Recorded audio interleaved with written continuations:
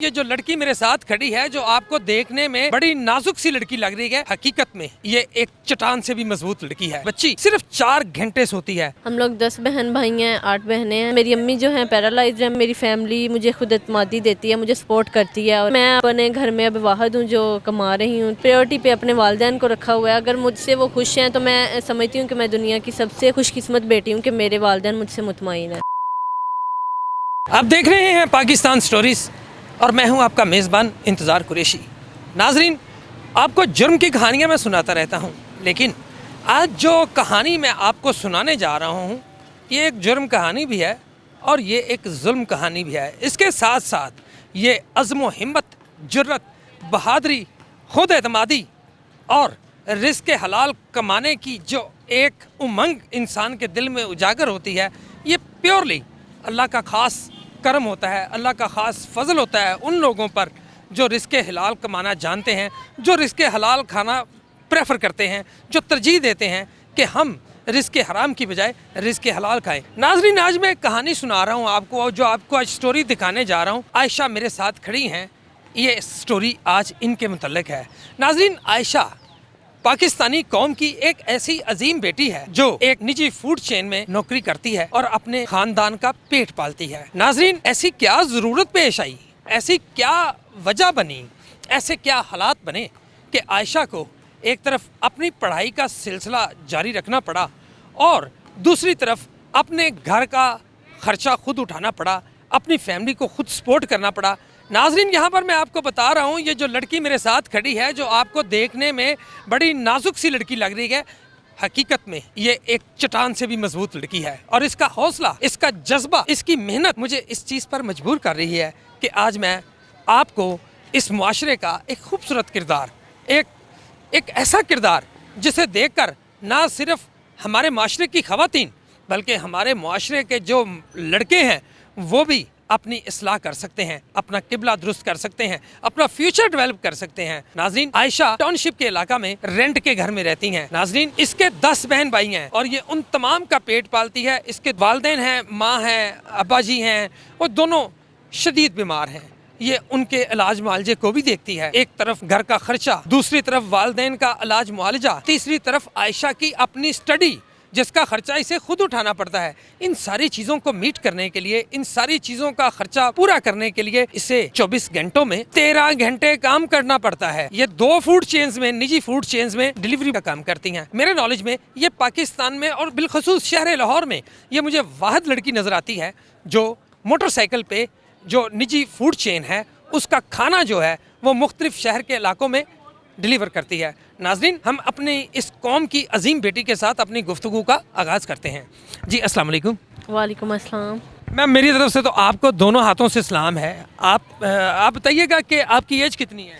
میں 23 سال کی ہوں۔ اچھا، یہ بتائیے کہ کیوں اتنی محنت کرنا پڑتی ہے؟ میں اپنی فیملی کو سپورٹ کرتی ہوں، اس کے علاوہ میں اپنے جو اسٹڈی کے اخراجات ہیں وہ سارا کچھ دیکھنے کی وجہ سے تو میں یہ کام کر رہی ہوں۔ اس سے پہلے بھی میں کام کرتی تھی لیکن ہمارے گھر کے حالات اتنے اچھے نہیں تھے یا ضروریات اچھے طریقے سے نہیں پوری ہوتی تھی، جس کی وجہ سے میں نے فوڈ ڈیلیوری کا کام شروع کیا۔ ناظرین، جب بھی کوئی یہ بات کرتا ہے نا کہ ہمارے گھر کے معاشی حالات اچھے نہیں تھے تو یقین کیجئے کہ اس کا جو جرم ہے وہ حاکم وقت کے سر پہ ہے، کیونکہ یہ حکومت کی ذمہ داری ہے کہ وہ اپنی رعیہ کے جینے کا، عزت دار زندگی کا، آسان زندگی کا بندوبست کرے۔ اچھا، میں آپ سے یہ جاننا چاہتا ہوں کہ آپ کیا کر رہی ہیں اسٹڈی میں؟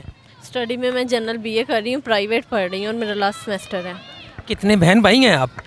ہم لوگ 10 بہن بھائی ہیں، 8 بہنیں ہیں، لیکن میری بہنیں میریڈ ہیں الحمدللہ اب، اور میرے امی ابو ہوتے ہیں اور 2 بھائی ہیں میرے۔ آپ کے والدین کوئی جاب شاپ نہیں کرتے، کیا مسئلہ ہے؟ ایک تو حالات ایسے ہوتے ہیں کہ ضروری نہیں ہے کہ آپ کے امی ابو جہاں کوئی کام کرے تو پھر آپ نہیں کر سکتے، کیونکہ سم ٹائم ایسا ہوتا ہے کہ ان کی بھی جاب وغیرہ اتنی اچھی نہیں ہوتی کہ آپ ایک فیملی کو لیڈ کر سکیں، اس لیے ہمیں اپنی فیملی کو سپورٹ ضرور کرنا چاہیے جو کچھ ہم کر سکتے ہیں۔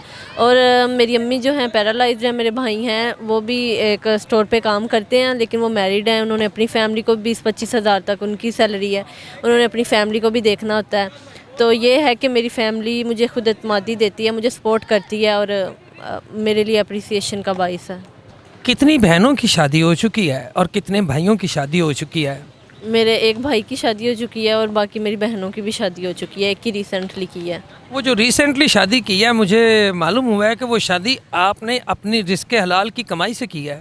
جی بالکل, میں نے اس میں نے ہی کیا, بلکہ تو کیونکہ میں اپنے گھر میں اب واحد ہوں جو کما رہی ہوں, تو میں چاہتی ہوں کہ میں اپنے امی ابو کا سہارا بنوں تاکہ ان کو یہ ڈفرینس ختم ہو جائے کہ ہماری یہاں پہ بیٹا ہونا چاہیے تھا, بیٹی نہیں ہونی چاہیے تھی. رسالت مآب صلی اللہ علیہ وسلم کا ایک بہت خوبصورت حدیث شریف ہے. آپ فرماتے ہیں, آپ صلی اللہ علیہ وسلم فرماتے ہیں کہ خوش قسمت اور بہترین خاتون وہ ہے جس کی پہلی اولاد لڑکی ہو.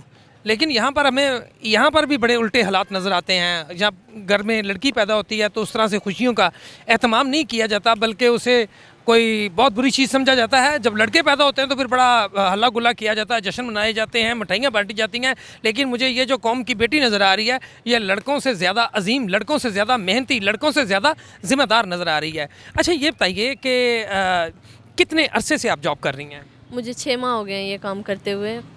اچھا یہ موٹر سائیکل آپ بڑی اچھی چلاتی ہیں, تو یہ آپ نے کہاں سے سیکھی, کس نے آپ کو سکھائی ہے؟ یہ موٹر سائیکل میں نے خود ہی سیکھی ہے, مجھے کسی نے سکھائی نہیں ہے. تو مطلب مجھے اس میں سیکھنے میں ٹائم لگا ہے, تب میرے پاس موٹر سائیکل اپنی بھی نہیں تھی, تو مطلب نہ ہی اتنی اچھی کنڈیشن میں تھی, میرے بابا کی تھی. تو یہ بائک جو ہے میں نے خود سیکھنے کے بعد خود نہیں لی ہے اپنے پیسوں سے, تو خود ہی سیکھتی ہوں, لیکن یہ ایک میں احتیاط سے چلاتی ہوں. اچھا یہ بتائیے, جب آپ 13 گھنٹے کام کرتی ہیں 24 گھنٹوں میں, آپ سوتی کتنے بجے ہیں اور جاگتی کتنے بجے ہیں؟ میں سوتی تو 12-1 بجے تک سو جاتی ہوں, پھر میں صبح 5 بجے اٹھتی ہوں نماز پڑھنے کے بعد, پھر میں 2 گھنٹے اسٹڈی کرتی ہوں, اس کے بعد پھر دوبارہ سو جاتی ہوں. 10:30 بجے میں نے گھر سے نکلنا ہوتا ہے اپنی پہلی جاب کے لیے. دوسری جاب آپ کی 12 بجے تک ہے, رات کو 12 بجے تک ہے نا؟ جی دوسری جاب میری رات کو 12 بجے تک ہے. تو آپ 12 بجے گھر کتنے بجے پہنچتی ہیں جب جاب سے فارغ ہوتی ہیں, 12 بجے والی جاب سے؟ 12 بجے گھر میں 12:30 تک پہنچ جاتی ہوں. تو تقریباً 1 بجے تک آپ کھانا کھاتی ہوں گی اور پھر سو جاتی ہوں گی. جی ایسا ہی ہے. پھر 4-5 بجے آپ نماز کے لیے بھی اٹھتی ہیں؟ 5 بجے اٹھتی ہوں. صرف 4 گھنٹے سوتی ہیں آپ؟ ہاں لیکن اب مجھے عادت ہو گئی ہے, مجھے لگتا ہے 4 گھنٹے میں میری نیند پوری ہو جاتی ہے.